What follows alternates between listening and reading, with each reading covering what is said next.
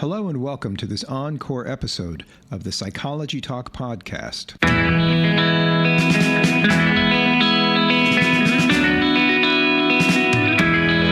Welcome to the Psychology Talk podcast. I'm your host, Dr. Scott Hoye. The Psychology Talk podcast is a unique conversation about psychology from around the globe.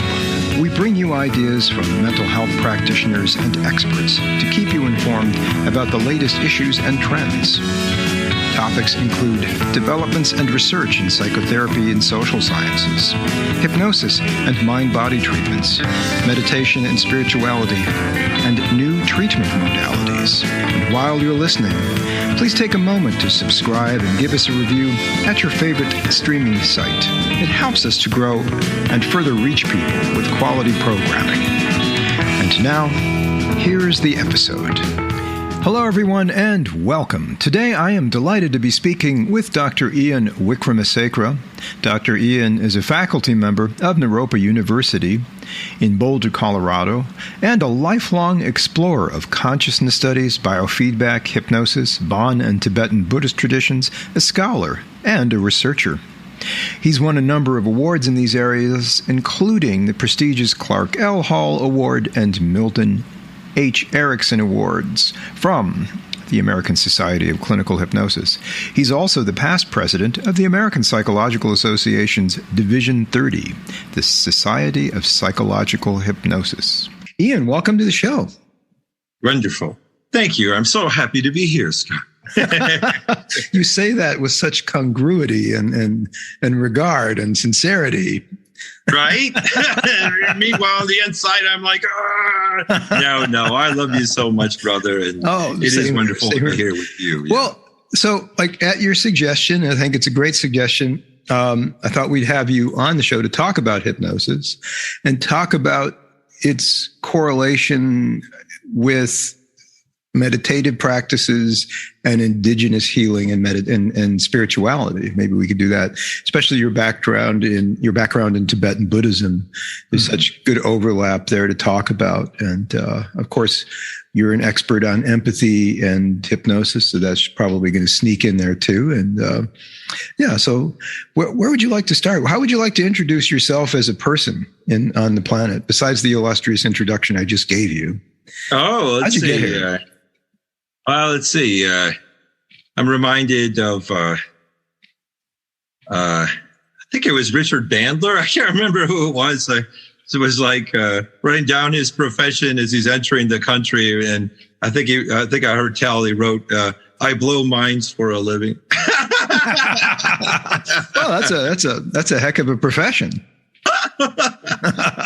but seriously, I'm a person who's just really obsessed with all of the mysteries of life, about what it means to be a human being, and a human being that feels like we're in this world around that we keep projecting and not noticing that we're projecting it, or even that we're projecting the illusion that we're one person. And I'm really obsessed with the big questions of that, just philosophically, but also what it means, in terms of working with suffering and clinically as a psychologist, and particularly health psychologist. I work with people who feel that they're trapped in a body that's filled with pain, and they have no control over that other than begging people for drugs and surgery. And, sometimes those do work. A lot of times they don't, or if they do work, they come with side effects that might have been worse than the original pain. Indeed. And so I just really love helping people, gain freedom and insight into the illusory nature of who we think we are, and expanding that and growing with it and beyond it, or whatever needs to happen. And also understanding our experience of the world is just as dreamlike as our experiences of who we imagine ourselves to be. And I guess that's a pretty good introduction. Yeah. I really think that's about a lot. That's you come from this liminal space of flexibility and creativity. Yeah, and you try to make that a space that you can pick up with you and take with you, and as you encounter other beings, provide that space for them. Meeting fellow dreamers on the path. There you go. Right. Even if they don't know they're dreaming, they haven't woken up. Right? Yeah. Okay. That's a great way to put it. So with that in mind, like, where does hypnosis fit into all that? What is hypnosis and where does it fit into that? Just what is hypnosis thing? Really important question. It doesn't seem to have just one nature, but where it fits in with what we were just talking about is no matter how we define what hypnosis is, being introduced to it, no doubt, really puts people into the dreamlike nature of our experience of self and our dreamlike nature of our experience of the world, and gives people a tool that they can dream better dreams. And so the nature of hypnosis that I'm kind of referring to here, although there are many other things we could say about hypnosis's nature, is that it has a lot to do with integration of our mind-body perception, and that hypnosis really gives an amazing ability for people to gain more control over the dreaming aspect of how they experience both their bodily self in terms of reducing pain or discomfort, but also psychologically and spiritually to kind of look at, how they view themselves and how either that's serving them or not serving them. And they could dream other dreams and better ones by using things like post-hypnotic suggestions to kind of zone in on the part of them that never was broken. And that even though, your back is broken, it doesn't mean your spirit is broken, and you can use that strength of the spirit that you can find that's never been broken, even with very complex trauma. You can always find with hypnosis, a part of the person that is still very strong and loving and ready to give help that not just affects the mind, but then affects through mind-body integration, all the physical problems they have. And if it can't completely eliminate the physical issue, it gives a way of coping with it that makes it of less consequence to the person. And it's not the central limiting part of their life anymore to have this disability or to have this, difference from how they used to experience their body. It can let go of, I've worked with people with severe burns on the face and, they just feel like they don't want to go out anymore. They don't want to engage in new relationships. They really imagine themselves to be this monster. Quite rightly, they get, not rightly, they get this feedback, but they do really get, horrified reactions from people and feel like that means they're trapped in that. But yet, on the other hand, they're still alive and their heart is still open and they can talk and they can engage in relationships with people who can love them, even though they imagine they look like a monster. If you love somebody, that's the least likely thing you're going to be noticing after some time.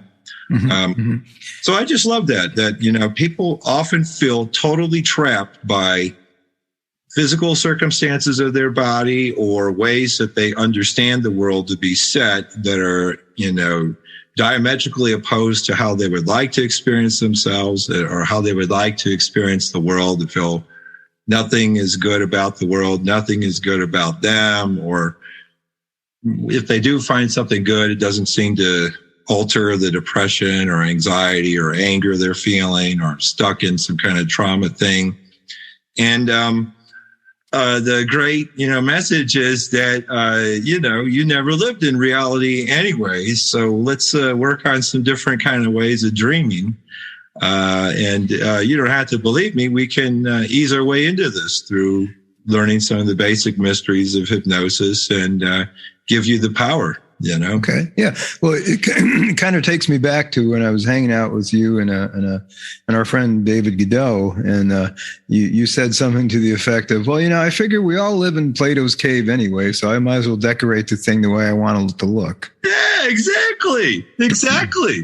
Yeah, it's really amazing. Plato's cave metaphor, is really all about that we feel like we experience reality directly. And like in Plato's cave, they're kind of just looking at shadows on the wall, the real world. And it really makes that point. You're not really in touch with reality in that metaphor. And it's actually the same thing too. We're having this experience of ourselves and it feels like we're in real time with one another. But the truth is, there's about 50 to 100 millisecond delay in just how I'm hearing what you're saying. I'm not hearing you in real time. Also not seeing you in real time. That's about 100 to 300 millisecond delay based on kind of visual things we're talking about.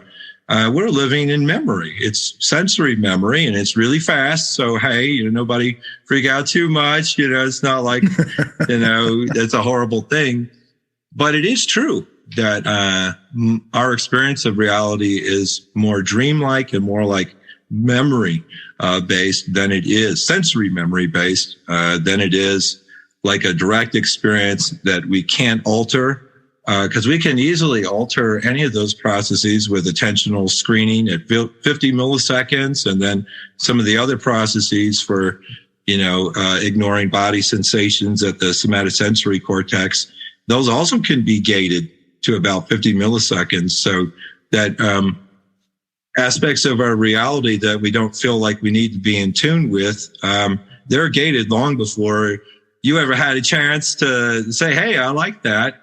Just like a sensation of the shirt on my back right now. Mm-hmm. Like we normally gate that out, at about 50 milliseconds, that's being gated out or potentially, I guess evidence shows that's occurring more at like 50 milliseconds, but it's possible it's being gated even further. I don't know. But at any rate, that's well before conscious awareness. And, I don't think, I need to turn off the sensation of, on my back of the shirt.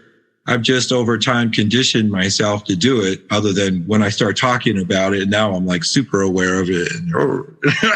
So even our right, exactly. Yeah. Like, and which is very helpful, because if you were constantly feeling the shirt on your back, you'd be constantly aware of it and wouldn't be able to focus on something else. Attentional shifts. Yeah. And that's that whole limited capacity to process reality is why we don't, process everything. It's more useful to use our, the limitations of conscious awareness to really spotlight things that have meaning to what we're trying to do in the context we're in. So it really isn't of much value for me to notice my shirt or my pants or my underwear. Although we do have, also other automatic means of noticing, like, there was a weird tickling sensation, and we remember maybe, something is now changed in that. And so if there's a change in the input, then we will notice changes, like tickling sensation could be like an insect or a spider, those things, automatic mechanisms will, trigger shifts. And actually in the technical term for this in event related potentials, research is mismatch negativity, so that right. If there's a mismatch, then that will trigger these awarenesses. And I just love hypnosis because it does give ways of working not only with what we would like to consciously tune out. If we want to learn how to tune out painful sensations that aren't serving us, we can actually learn to do that, even in chronic pain, not just for acute surgical pain or something. But also, we can work with these automatic mechanisms of noticing differences, so that if there is a change in our condition and it's one that we know about, as we like say, people who have back pain often, there's some kind of change, they may notice the back pain, but they can even learn to work with those gating mechanisms too. There's always hope. Since we don't live in a set reality, we have a great degree. Even neurophysiologically, as I mentioned, the evidence shows that when people change these things, their event-related potentials change. It can really show that you can actually change the way the body receives information and processes it to the brain. Totally. So basically, the way you're kind of describing hypnosis is an attentional shift and an absorption, right? And maybe dissociating from physical external reality to a more internal reality. If you choose to, right? Yes. And then all the spiritual and psychological implications that come from realizing that you had this power of co-creating reality with whatever sensory experiences you're receiving so that you can become more like a lucid dreamer. And and here's where we, get to the kind of the nature of so many indigenous spiritual traditions tell us that the way we experience the world is Maya, an illusion. Both in Hinduism, Buddhism, Bon-Buddhism, so many traditions, all the ayahuasqueros and the peyote sorcerers of the Huichol Indians, all of these people with mystical traditions tell us that the way, like teachings of Don Juan and this kind of thing, that we are experiencing what we call our experience of reality, and we think that's the solid one. That is like a very, very illusory experience. So you're saying that materialism is a dream, like the materialistic model, the constructed materialistic model of reality is only one piece of the pie. There are other ways to dream it, or there are other ways to perceive life. Yeah, it doesn't have to be the final common arbitrator on one's experience, particularly if it's a disempowering one. Like, I have this disc problem in my back and I'm always going to be fucked because of that. I can't enjoy my life to the same extent I did before. So that means it's awful and is of no use, even in a limited way.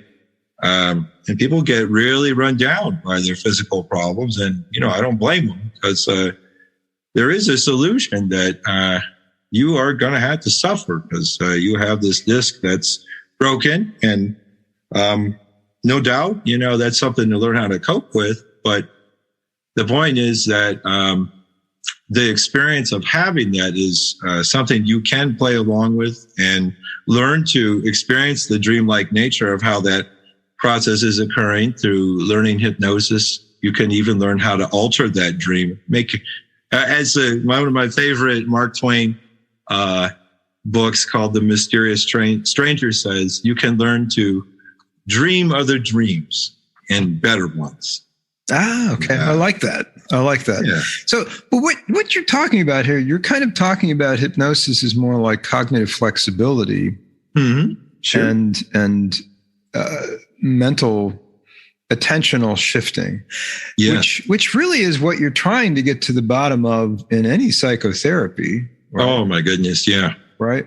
What makes that different from, let's say, ACT, acceptance and commitment therapy, or it's CBT or WXYZ PDQ, whatever right. It is you're trying to do? Like, how are any of these different from just talk therapy? Is there a separate special aspect about hypnosis so the audience can kind of pick up on this that's different from other types of therapy? I know the literature. I'll let the cat out of the bag. The literature shows that if you incorporate hypnosis into any other types of therapy, it tends to strengthen the efficacy and the outcome. That's very true. If I remember correctly, from Guy Montgomery and I can't remember, Guy Saperstein was on this one with him, but they did actually quite a number of meta-analyses, but one of them is exactly what you're saying, that 75% of people who were in cognitive behavior therapy trials that also received hypnosis, 75% of them received a greater level of benefit, statistically significant. I think it was like more than a standard deviation better than people who just got cognitive behavior therapy alone. Now, it wasn't like the people who did cognitive behavior therapy got nothing. They also got a great, benefit. It's just that with hypnosis, it's adding something. And, since you were asking this earlier question, like, what is that?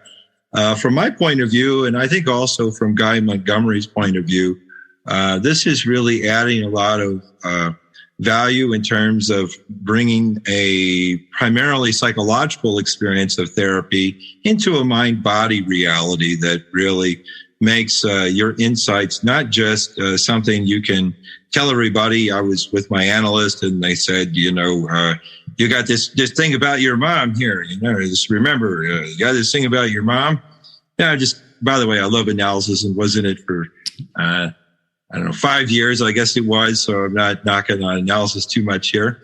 but it's not just an insight. It's something that you know what to do about it with your mind-body relationship. Like, if somebody is triggering an experience of transference with you, you know that you're like, okay, hold on a sec.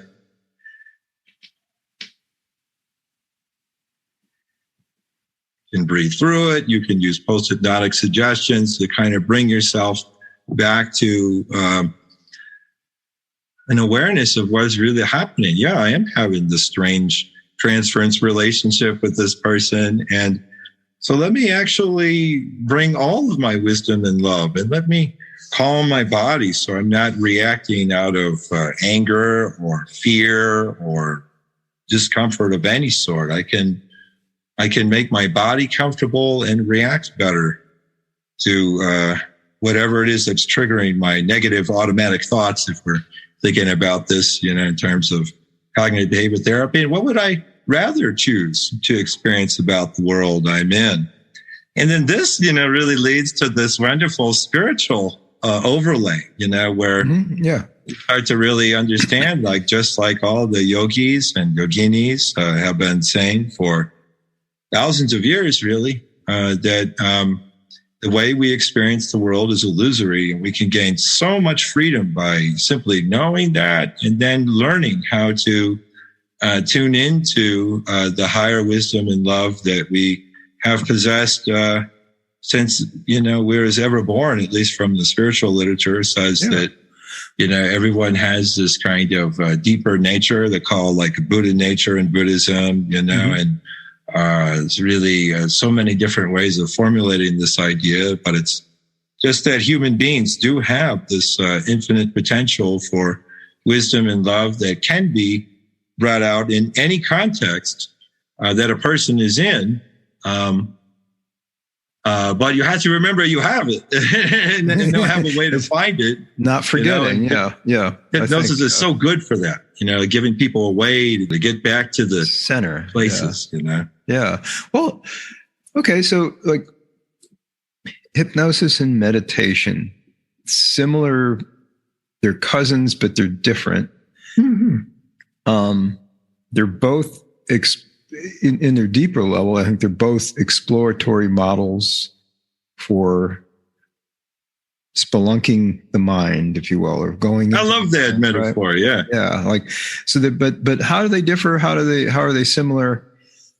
And let's just throw this out here. Like, you're opening up the space for hypnosis to be something more than just a clinical tool, which it could be, right? Yeah. You could use it to modify your reality for fun. Yes. And maybe profits, fun and profit. Yeah. Or and likewise, meditation could be fun. It's serious business if it's usually connected to a philosophical or spiritual school. But how are they different? How are they same? Yeah.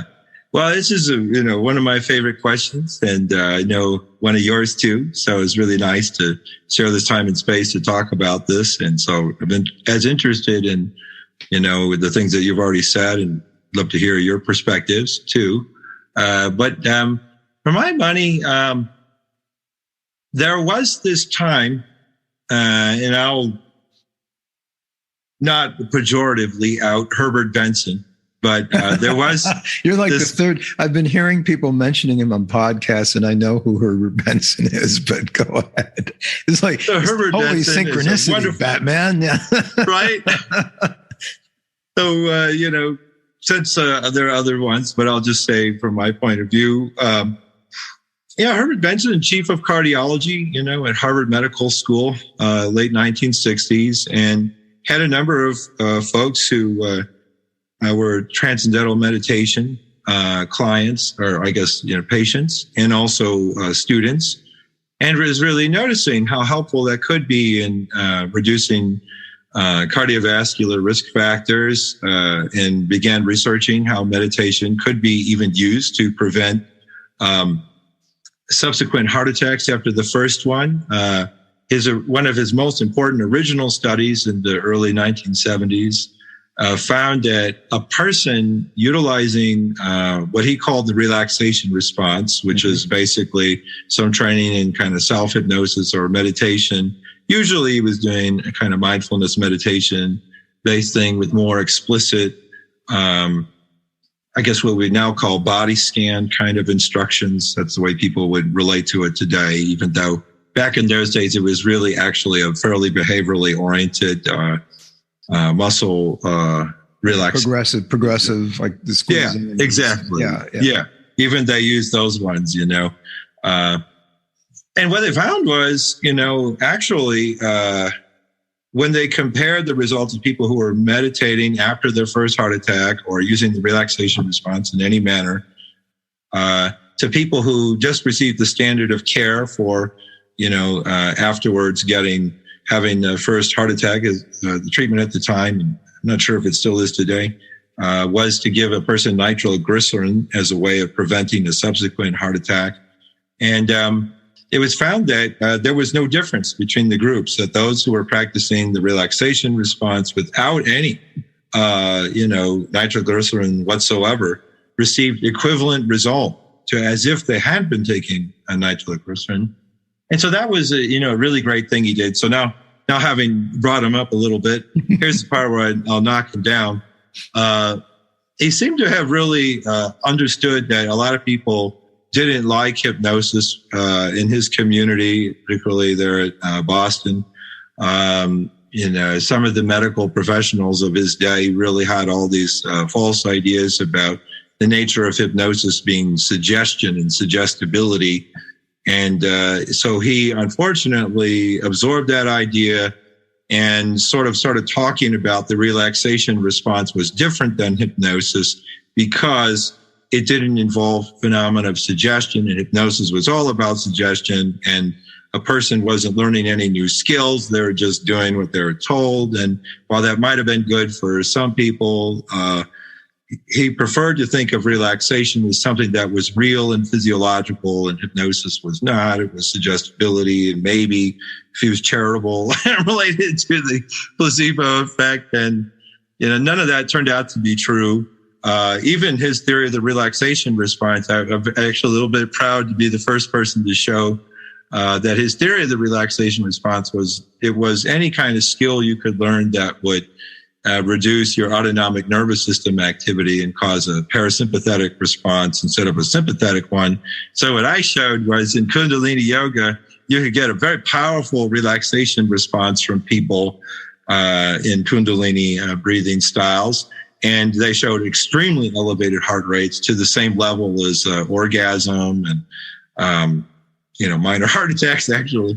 That not only did people, relaxation is not dependent on autonomic reduction. You can have relaxation. That throws a lot of cold water on a lot of things. I mean, all right, we need to get the word out. Down with Herb. No, I will also but that really does. Most of most of what your psychoeducation is for relaxation. Oh, you have the ANS and the two branches, and this is what you're doing. This is the relaxation-based nervous system. This is the stress-based nervous system, and none of that's true.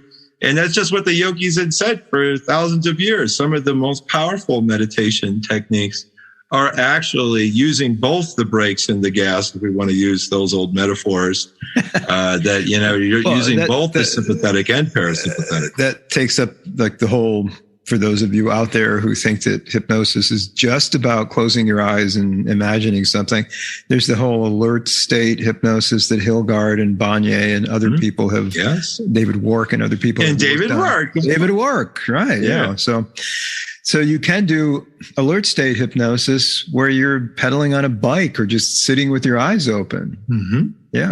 Yeah. Playing a game of golf, shooting some free throws, playing soccer with other people and, getting in sync with one another, being a wonderful musician and playing with others, in a mutual trance experience. Wonderful. Exactly. It's really so much more flexible than the way people describe hypnosis, as if there's only one thing you can do with it. And actually, anything a person can do in life can be integrated with hypnotic procedures if a person is knowledgeable enough about the technologies of hypnosis and how they can be adapted to any circumstance. I have yet to find even one circumstance where hypnosis could, at least in theory, be helpful. Right. Okay. So let's bring our spotlight back in here. We'll to the meditation. Right. Meditation. Okay. So you can do a lot of things with hypnosis. It's more than just a relaxation response, right? Yeah. And it certainly has some similarities with what you do in meditation. I think people's perception of meditation, however, is restricted to maybe mindfulness and attention to the breathing or a body scan or something like that, right? Or guided imagery. But there's a lot more to meditation. Maybe you can roll that out, because you can let the audience in on your diving into the Bon tradition and Dzogchen and other things and Tibetan Buddhism. Maybe you can enlighten us a little bit through Buddhism. Yes, thank you. All right, boy, what a great conversation. Thank you, good sir. So just as hypnosis has a lot of, fairly good-hearted, misinformation, about it, that usually people have used it in one context and they think that's the whole thing. Same thing is true with meditation. We've gotten really used to thinking we know what meditation is in this country, because we do have all this great research about mindfulness meditation, and related procedures have expanded a little bit, like with body scan. And also a lot of people are familiar with body scan, and also guided imagery just in general, like John Kabat-Zinn has his mountain meditation kind of visual imagery a lot of people are aware of, or tasting a raisin or something like that. Mm-hmm. But all of that stuff tends to be mainly kind of low arousal, low sympathetic activity forms of meditation. And so people even define meditation operationally that way, that it has to be a relaxation-based thing. But it's really not true. Just the same with hypnosis spans all human activities, so does meditation. In fact, one of my great teachers says that theoretically there should be over 84,000 different types of meditation to match the 84,000 different ways, hypothetically, a human being can suffer in their life. There should be one form of meditation that would work with any kind of suffering you're having. And they're not all low arousal. In fact, I would say some of the most powerful forms of suffering I experience are more in high arousal states. And it is quite possible not only to use hypnosis, but meditation. And so that's where we really get into what we're missing today in the study of meditation. Scientifically, we're not missing anything in terms of looking at what happens to the brain, what happens to the autonomic nervous system, what happens to the immune system and the body in general when we meditate. We're not missing anything in terms of mindfulness. And it's been wonderful that people like Herbert Benson opened that space up. But it's just that they closed off simultaneously what else it could be by operationally defining, and also intentionally secularizing meditation in a way that distanced it from its origins in mysticism. So in the Dzogchen and the Bon and all Buddhist approaches to meditation, whether they're Tibetan or not, or some other Himalayan school, mindfulness is about putting oneself in a place where you can really experience yourself and your experience of the world with enough attention and with enough space and auspicious, what we would call auspicious circumstances, so that you can really notice, what your experience of the world is like and how that relates to how you think and your thoughts and the illusion of self that you create with your narrative self about the story I tell myself about what it means to be Ian and the aspect of Ian that's alive right now in this moment, and forgetting about the other Ians that, maybe wore a lampshade at a party or actually, I never really did do that. Well, I have worn masks. There's always time, and there's always another ego state who can wear the lampshade. Yeah. There you go. Right. We'll create one perhaps later sometime together. But that's what you learn. There's a deeper potential for mindfulness to help release us from the illusions of self and to notice the illusions of self. That's what it's not just about, getting rid of depression and anxiety. It's about noticing the real deep illusory nature of our experience. I had a good conversation with the late Dan Brown, not the novelist, but the PhD Harvard guy. Right. Yeah. I'm sure he had. Dan Brown probably still had and has his own experience, own conspiracy theories about the world, but mainly involving Sirhan. Yeah, and tax problems with the IRS. But anyway, he does in his trainings, when he was, any of his trainings he did, especially his last big one, which was with attachment theory. Yes. And working on attachment repair with disorganized attachments, especially. He did say, a problem with Western techniques of psychotherapy in schools is they want to get rid of something. But his training in Tibetan Buddhism was just take something away. The mind's just going to fill that space back up. It's going to look for trouble. You need to put put a positive in its place. Yeah. Right. And I think that mindfulness is a way of calming things down. But as soon as you can be mindful as you like, and that's on the meditation, on your Zafu cushion, or on the couch in the office with your therapist. But you go outside, it's going to come flooding back in. All the not so spacious aspects of your mind are going to show back up. And that's true. We don't really destroy things. There's like a conservation of matter. There's the conservation of mind, underlying even the experience of the conservation of there is actual matter. This isn't a simulation we're living in here. But so the other, that's very true. And then what's neat to know is that the main reason in the Tibetan schools, in particular, for studying meditation was so that you could learn a method of introspection and phenomenological being with the illusory nature of self and the illusory nature of the world, that you could also then have enough clarity about your experience, and noticing thoughts and how they influence you, that you could even do other techniques that would put you much greater depth-oriented experience about the illusory nature of self through, for instance, transferring, imagining one's unity with a deity and finding the aspect of yourself that feels, like you do have infinite wisdom and compassion. Even when you're suffering a great deal, you can, through these other techniques, like when we would call this as a general technique as a guru and or deity yoga, where one imagines whatever spontaneous reflections you have and some visual imagery and some yogic exercises to get your breathing going and feel Kundalini releases from your different areas of your body. We'll just call them chakras here. Mm-hmm. And really get into your direct experience of what it would be like to connect with one's higher wisdom and love and be blessed by it. And through that visualization, to bring the experience of the deity within you.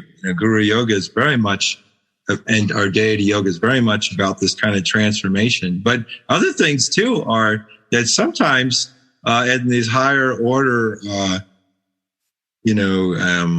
yogic exercises, one can even come to work directly with external projections of the illusory nature of the world. And just like we do in hypnosis, where we might ask a person to imagine, there's a fly buzzing and buzzing around your head, annoying you. And so they have these kind of illusory exercises that help us to realize in Dzogchen, like through sun gazing, sky gazing, moon gazing, all kinds of things associated also with some physical positions of the body that are helpful for experiencing more high arousal and low arousal states simultaneously. that you can really directly experience how much we are making up even our experience of the world that seems to be given around us, and that by its illusory nature, we don't actually have to be trapped in anger about things anymore, or trapped in depression, or trapped in anxiety about. I mean, let's face it, we've been through this pandemic and, school shootings forever. Even, I guess, before the pandemic, so many years. And, it can really feel like there's nothing good left in the world. At times to people, they just really want to turn off the news and not do anything.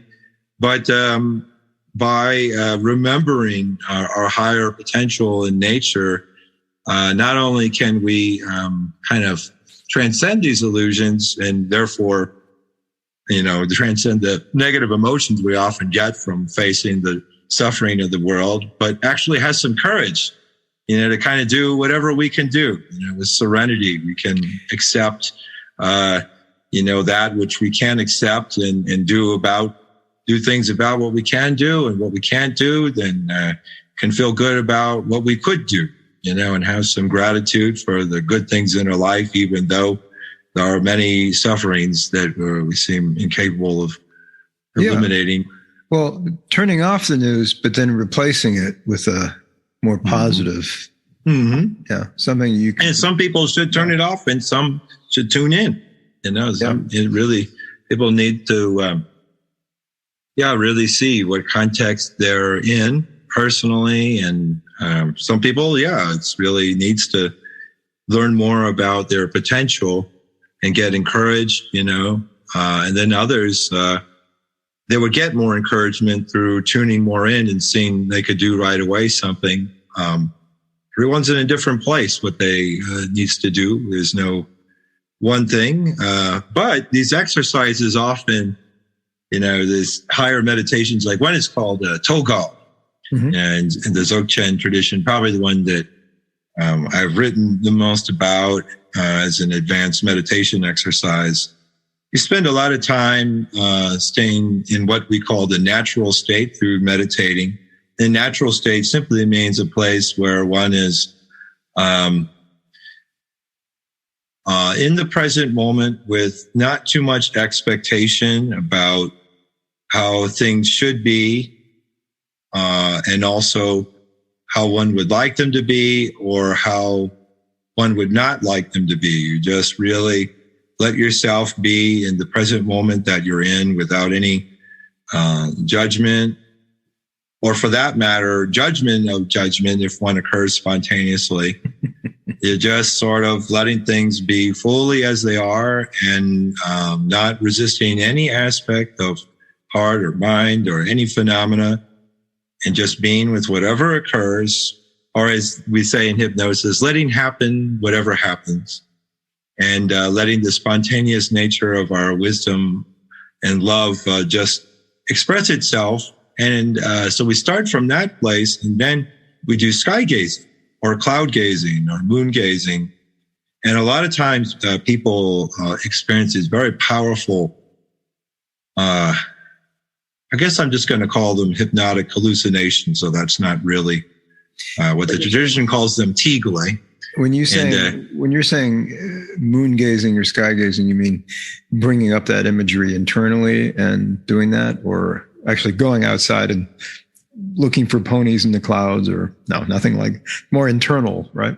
No, really. It's more like the second, the ponies. Second. So you go out and look for the ponies, and you look for the. But you actually don't look for them, because that would be projection. Yeah. Projection. So that's actually, for people who are hypnotically gifted, a kind of a funny trick about this one is that to get the real experience of it, you need to kind of let happen whatever happens, rather than to look for the ponies. Because, certainly, and that's perhaps, one of the differences we might have, at least with the way hypnosis is generally used.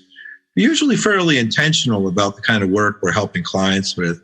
So I don't think that's really hypnosis's real nature. Like, I actually don't think, like, the real nature of hypnosis is not about this kind of intentionality. It's just that most of the problems that people come to psychologists and counselors or psychiatrists, whoever, there's some kind of goal. And so things do tend to be more intentional and less open awareness. But there have been some really amazing clinicians of hypnosis, like one I know you and I both love, Milton Erickson, who used this kind of paradoxical, let the unconscious, decide rather than you're deciding, and trust in the wisdom of the unconscious, let happen whatever happens.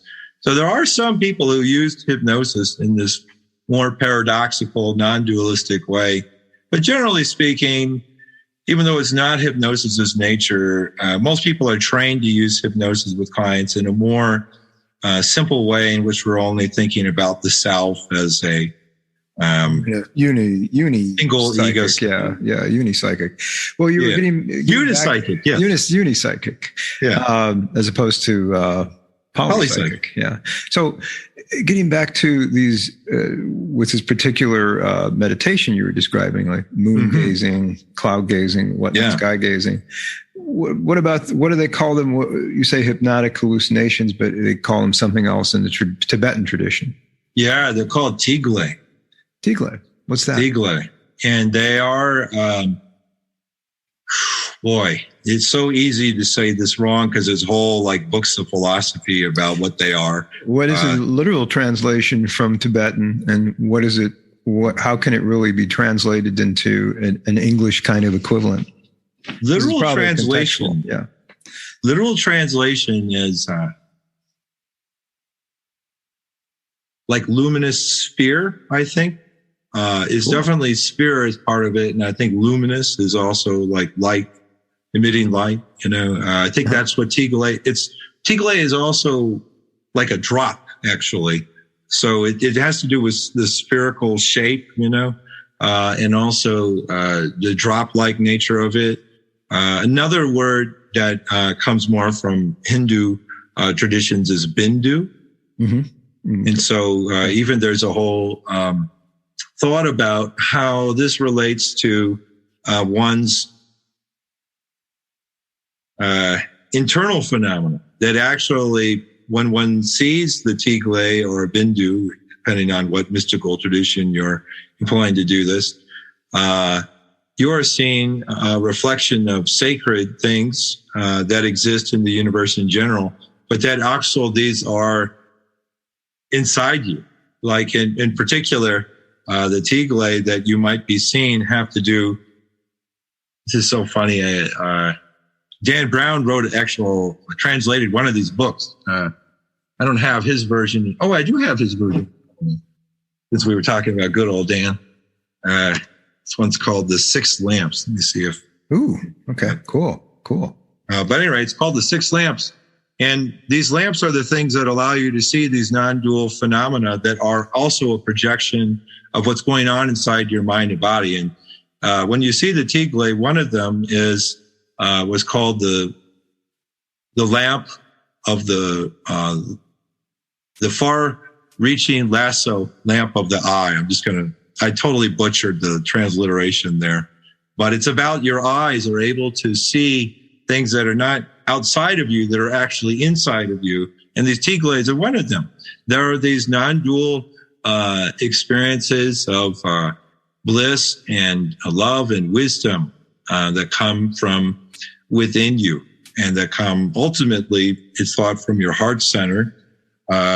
And so when you're looking outward to see them, then also you get a chance to connect with how that wisdom and love is within you. And that's the real purpose in it. Not just to see something, but to connect what you're seeing within you, and to understand that there is a relationship between what's within you is also out there in the world. And so, there really is a very powerful relationship between the nature of the mind we experience and the nature of the world, in a way that, I'm just going to say, can dramatically transform one's experience of self, but also the body. And some of these yogis do very wild things when they gain this ability to realize the beautiful nature of the world. There are many, many yogic stories of great yogis and all the Himalayan traditions, no doubt, and of India, below the Himalayas as well, and all around the world, really, where they do amazing things, where they suddenly reach into a cave and pull out, a jewel, or leave their hands in cave walls, and it's almost as if one person I know who saw a yogi doing this, they seemed to be sinking into solid rock, and then they left footprints that they saw right there. So I'm going to kind of leave that one as an aside, because that's exactly why these stories cause Herbert Benson to not go any further than mindfulness meditation. Because when you start talking about these other forms of meditation, the most realized people everyone around them starts noticing they seem to have these parapsychological, transpersonal experiences. It seems like a lot of like what they call Psy.Ds, like in Psy.D, yes. And right. These powers, which you're not looking to get them. Mm-hmm. You could be, but if you do, you're probably either going to mess yourself up and the world up, or you're, so say the traditions, you're not going to get them because you're working too hard to get this. And that's not the point. It's like when your experience of mind and body and matter is non-local, and yes, you get past like this, all the dualism that you've been subjected to since birth, from having to be a reactive little hominid and breastfed, yes, and crying for things and everything. That's awesome. Reactive little hominid. When you get past that, and you get your degrees and all that, you can go past. I think, yeah, and you're right. It does kind of go into more than transpersonal stuff. Perhaps it goes parapersonal. Yeah, right. Yeah. So the ultimate goal, of meditation is to find a perfection in imperfection, and to it's a different kind of intention. Yes. Whereas hypnosis is kind of a Western exploration of similar phenomena that doesn't have like as Adlerians would say, its final fictive goal is a lot more symptom amelioration, but it could be used for more than that. And I think somebody like yourself or Dan Brown sees a crossover between those things, right? That's very true. And so happy to be talking about Dan here. Was such a great master of both the tradition of Dzogchen and hypnosis. And so humble about it that a lot of us never realized it actually until he was so far into both traditions that people that I knew him from the Dzogchen meditation committee were astonished that this guy had decades of being at the heart of hypnosis research and psychoanalysis, in particular with hypnosis, as well as attachment theory and so many, a really great book on even biofeedback he edited, and other mind-body approaches to hypnosis. A lot of those Dzogchen people never knew that he was a great hypnosis master. And also, a lot of people in the hypnosis community, including myself, I had no idea that simultaneously I was learning all this hypnosis and psychoanalysis stuff from him. Even though I was studying Dzogchen myself at the time, I had no idea he was, because when he taught you things, he taught them very purely, without much integration of these things, out of respect for both traditions. And so it took me a good minute. I think it was really only in the last 15 years last 20 years that he was alive, that I realized he had been doing that for 30 years before I realized that he had been a master of both traditions. Like in the Dzogchen tradition, the highest teacher of the Bon-Po world is called, we call him His Holiness of Bon. His Holiness of Bon asked Dan Brown, realizing his practice of Dzogchen was very good, and realizing that he'd been a translator of Tibetan since the late 1960s, that he was the perfect person to do this translation of the Six Lamps and many other books too. Well, I have to get that. I have his pointing out the Great Way, which is basically his dissertation from U Chicago. Speaking of that, you didn't know that. I kind of knew that because my introduction to Dan Brown was through a mutual colleague of ours, David Paul Smith, who knew, I forget the name of the couple that would lead meditation groups in the Boston area where he grew up. And they said, you want to do what Dan Brown's doing.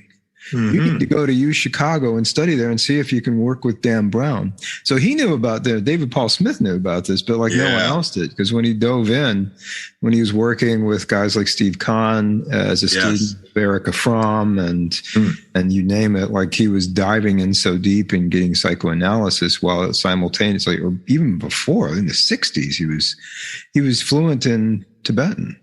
He was, he got at the University of Chicago. He was at the heart of the hypnosis world and at the heart of this deeper potential meditation in Dzogchen, which means the spontaneous great perfection in Tibetan.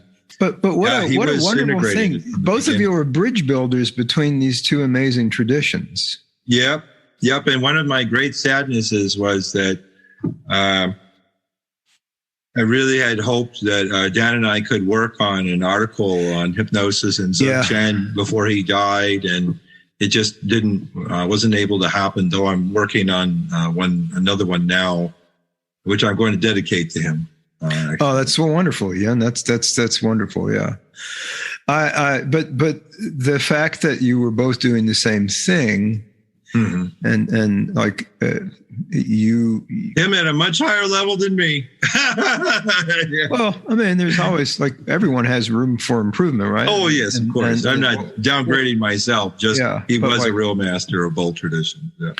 But you're still there, and you're still able to kind of connect these things. I think it's really sad that in the West we've lost even the inklings of. I'm sure that there were esoteric traditions that the Druids had or Greek or Roman priests had that went underground, and everything, the materialistic primacy came about, after Francis Bacon and whatnot. Rene Descartes. Separation between mind and matter. Church gets the mind, but even just the idea of being able to train people to hone their minds to create memory palaces is going back to Greece, right? Why would that not be something that you could teach people and that people could apply? Because eventually electricity is probably going to be gone, and we're not going to have computers, and libraries are going to be gone. So you're going to have your memory palace all worked up, right? Yeah, why not? Seriously though, we've become so lazy, and we've externalized what we could do with our minds so much. And in many ways, it's more efficient, like computer, cloud-based, servers and things like that. But the mind is much more capable, if you apply it, of storing information, extracting traditions, giving traditions out. It's a more flexible, workable, pliable, kind of spacious world that you're living in inside your head and your body, inside your mind and your head and your body. And humanity needs that. Yes. It doesn't, think so. Yeah. I mean, it really needs that. So I think that well said. Yeah. Your mission, Dan's mission, people's missions to bring these two traditions and other traditions in. Really want to highlight again the work that you and David really been doing and having these conferences, and participating in these conferences in India, really bringing these things together. You yourself, really been a part of this, and really want to thank you for the work you're doing in that area too, to really encourage people to get into this. Yeah. Absolutely. Well, I hope that more Westerners I hope they dive into hypnosis because it's a way of looking at the mind as more flexible and workable, and that they expand, if they're interested in meditation in their consulting rooms, that they go further than that and look into deeper traditions, Western and Eastern, whatever's there and available that can be shared to help people with compassion and love. Yeah, going beyond our simple expectations of mindfulness and learning there's so much more to help relieve people from the illusions of self and the illusions of the world that cause us and all beings to suffer. There's so much greater, deeper potential for that. And why not? Near as we can tell, this is the only life we may have, or at least for most of us, unless we started to get these experiences of other lives, perhaps, from doing these meditations. But most people, they really feel like, near as you can tell, this is what we got. And why not? These things have been done for thousands of years, and very long lineages of great teachers still alive to study with. Why not? Well, why not? And also, we've had like what, a couple thousand years, 5,000-6,000 years of monolithic empires like that invade each other. It's not much more you can invade, right? Right. Antarctica, it is mine. There's not much more you can do with that kind of mindset, winner take all, kind of mindset. Why not focus more on what local but non-local, right? Yeah, exactly. And the funny thing is that the real origins of hypnosis, though a lot of people will tend to start it with mesmer, which I think is the right thing to do in terms of the historical current that led to theory and practice in hypnosis. But the first person to really actually realize it was a psychological phenomenon and write about it and noticed many other interesting things about the nature of mind was Abbe Faria in 1819. He wrote this book called On the Causes of Lucid Sleep, which was the name he gave hypnosis, lucid sleep, which is a fairly paradoxical thing to call it. You're lucid and you're asleep, and it's more like lucid dreaming in this way. I actually wish we did call hypnosis lucid sleep rather than, like deep sleep, like hypnos or, the god of sleep. But even in his original book, most of that book is written in a very, very spiritual language. And it's written in actually kind of a Catholic perspective of mysticism. And I think it's a real shame that, unfortunately, his viewpoint of hypnosis was almost immediately forgotten, though not his methods, because James Braid used all of his methods and even plagiarized, word for word, some of on the causes of lucid sleep, but left behind, just like was done with meditation, left behind all the spiritual and psychological overlay that wasn't related to being a surgeon, because that's what James Braid was. He was a surgeon. And instead kept using the word neuro. You call it neurohypnotism, like neurofeedback, neuro this and neuro that. Now with brain, now with neuro. New and improved lucid dreaming with brain. Well, you think about it, he did similar. It sounds like a similar kind of impulse to find something tangible, physical that you can measure, which is what Herb Benson was looking at. Because he was trained in that kind of, post-Francis Bacon world. Right. Yeah. Right. Side order of Bacon. Yes. And, and no doubt, these people had tremendous contributions to science and medicism. But it is, I think, far beyond the time when we should look into, as scientists and clinicians of mind-body medicine, psychology, and medicine in general, what were the limitations of that approach, and what opportunities for new research and new understanding of human nature exist by building off of what they did, rather than to see that as the end of the science. There's more questions raised by our human abilities, and now that they can be reliably measured, thanks, in part to people, in particular, Herbert Benson, I owe a great deal to, because he was so influential in cardiology. And exactly, yeah. People knew him to be, not like a P.T. Barnum of research or something, really sucker born every minute,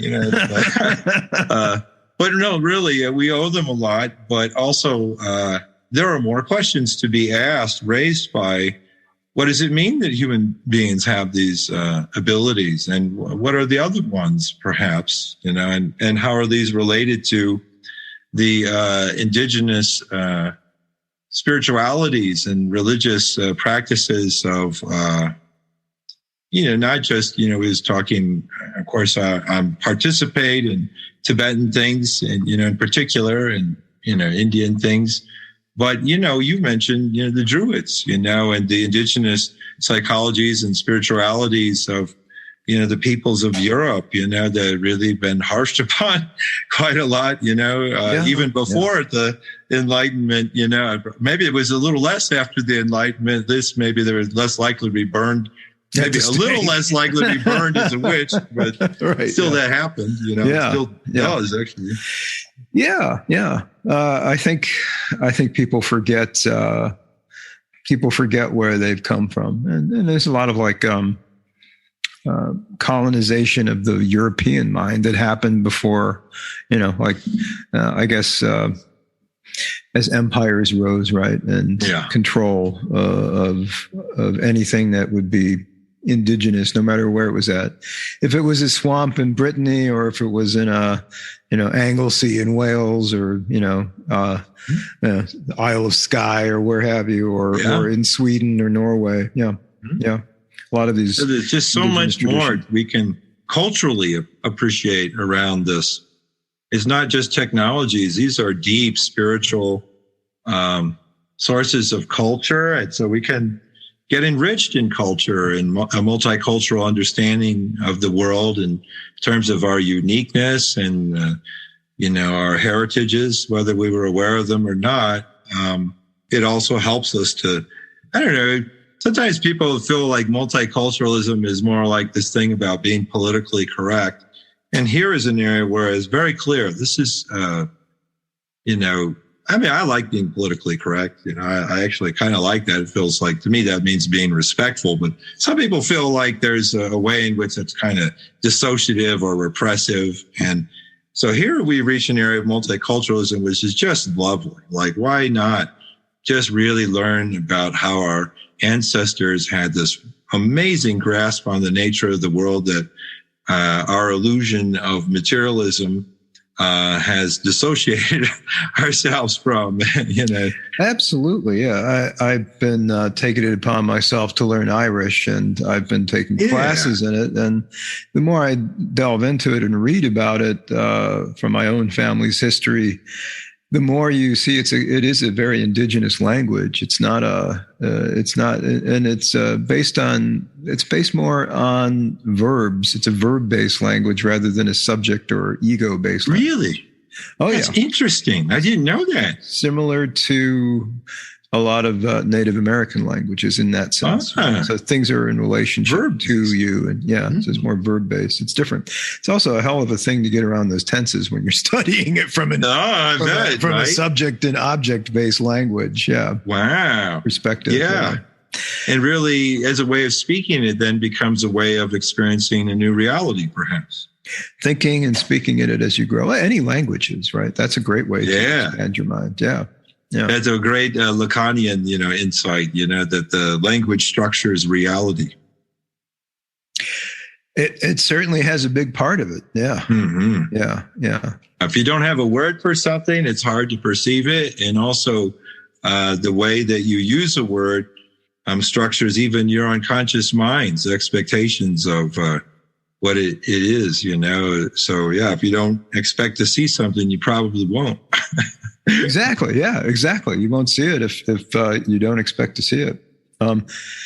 Well, what's up? What's new for you? You're working on an article that will be dedicated to Dan Brown. What else are you working on? You're on sabbatical from Naropa, I believe, right? Yeah, Naropa University. I am, yeah. So I'm in the middle of doing a lot of retreat practices. Actually, some of the ones we were talking about. Okay. Actually, this book, The Six Lamps, I'm working with Tibetan Geshe. That means like Tibetan teacher, monk. He's a Tibetan monk. And on understanding the deep nature of this text and trying to increase my understanding of how their model of the mind is related to the model of mind, in particular that we find in hypnosis, is really about one of the only places you're going to find a lot of similarities. I mean, I shouldn't say it that way. Where you find more in-depth, independent hypnotic investigations of the nature of mind, like is the nature of mind singular or plural? So I mean, it's like almost completely ignored in all of psychology, despite the great evidence that the mind has more than one nature. We just tend to just kind of think I have one name and I'm one person, even though the real evidence shows there's very little stability in personality. Very little, very little, really. Which is paradoxical, and I think there's the tricksters floating around in there somewhere. Yeah, you think you're one person? Right. Now let me show you this other way of being, whether you like it or not. Exactly. Yeah. And so you're working on, well, that's a lot. I mean, this is like you're taking a deep experiential dive in this, and then you're going to reflect on it and use that in more of your lecturing and teaching and clinical work. And wow. Yeah. I'm so lucky, I have quite a number of, I have like 5 very close teachers that I work with in the Tibetan tradition.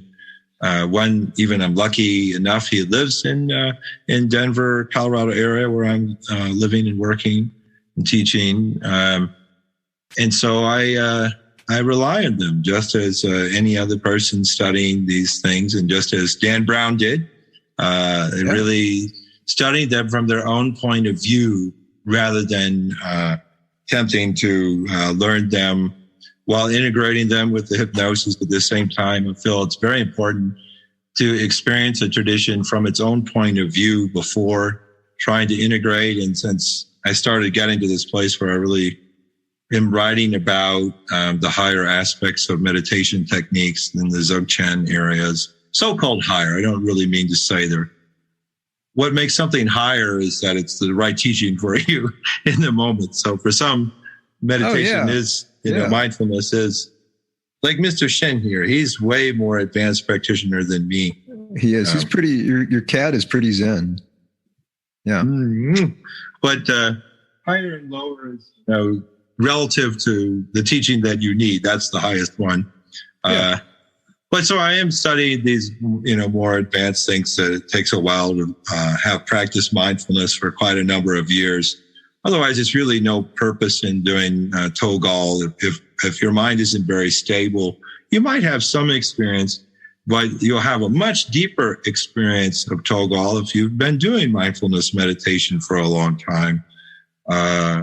And you'll be able to not cling to the phenomena that you see, like the tikla. Like that's one of the big problems with, any kind of mind-body technique is once you have the experience of being able to do something, there's a tendency to go, oh, I fucking got it. And you grab onto it and you're like, yes. And, that's not too bad for the moment you're in, but then sometimes people find they're never able to have that experience again. Well, it's similar in hypnosis. That happens a lot when people's expectancies, if you will, they're ripe for the experience, and it's mind blowing. And the next time it comes along, well, I wasn't like the first time. Right. Well, there you go. You have found the mind body crack. It's never gonna be like the first time, but you're gonna want more of it. Yeah. Right. Yeah. And, that's actually the beauty of it too. You can, what do they say? You can't cross the same stream twice, I forget which Greek philosopher that comes from.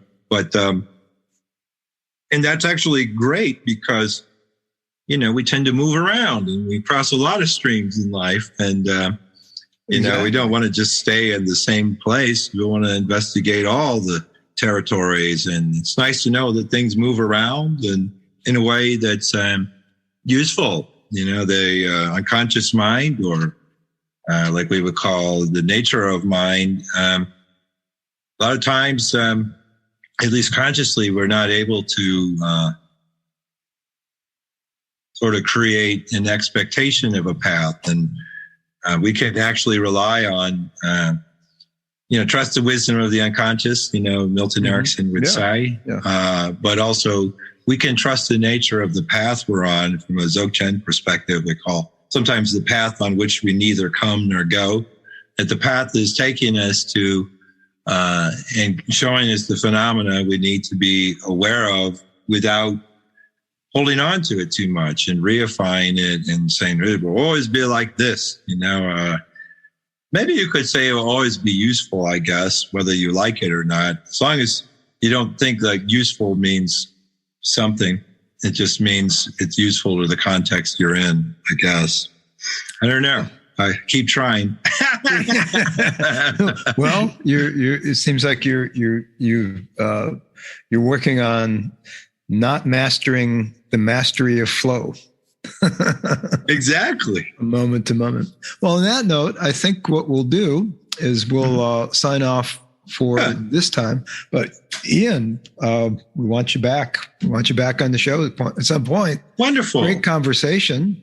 I learned so much, as always, talking to you. Oh, and me too. I really appreciate the work you're doing, not just in terms of, making other people's ideas,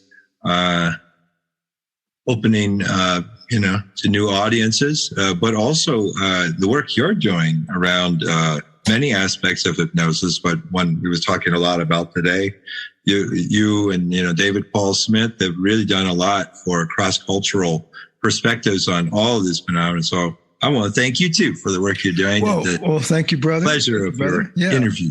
Yeah. All right. Well, goodbye until next time. All right. Wonderful. Wonderful.